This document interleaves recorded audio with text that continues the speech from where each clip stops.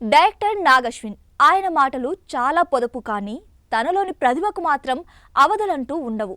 నాగశ్విన్ గురించి తెలియని వాళ్ళు ఆయన సింప్లిసిటీని చూస్తే ఇతను దర్శకుడా అని ఆశ్చర్యపోతారు. సెట్స్లో నాగశ్విన్ ప్రతిభను చూసి మెచ్చుకొని వారంటూ ఉండరు.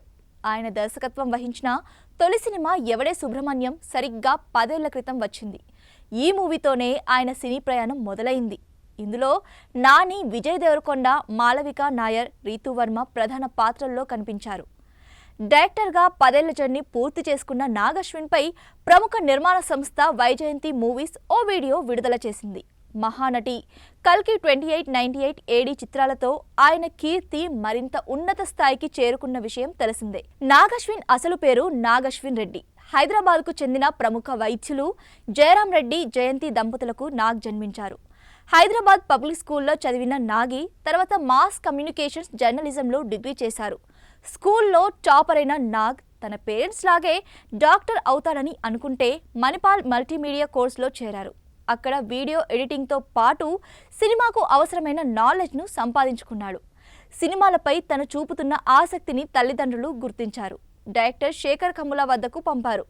ఆ సమయంలో గోదావరి చిత్రీకరణ జరుగుతూ ఉండడంతో తర్వాత ప్రాజెక్టులో అసిస్టెంట్గా తీసుకుంటానని శేఖర్ కమ్ముల మాట ఇచ్చారు.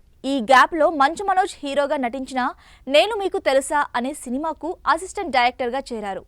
రెమ్యూనరేషన్గా 4000 తీసుకున్నారట.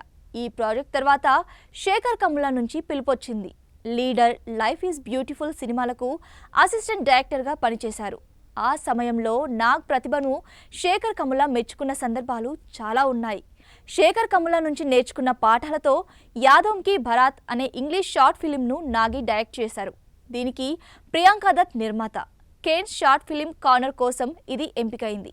ఇక్కడి నుంచి ఆయన లైఫ్ టర్న్ అయిపోయింది. ఆ షార్ట్ ఫిలిం వల్ల నిర్మాత అశ్విని దత్ కుమార్తెలు ప్రియాంక, స్వప్న సినిమా అవకాశాన్ని ఇచ్చేందుకు ముందుకొచ్చారు. అప్పుడు వారికి ఎవడే సుబ్రహ్మణ్యం కథను నాగ్ వినిపించారు. అలా నాని, విజయ్ దేవరకొండ ప్రధాన పాత్రల్లో 2015లో నాగశ్విన్ తొలి సినిమా రిలీజ్ అయింది.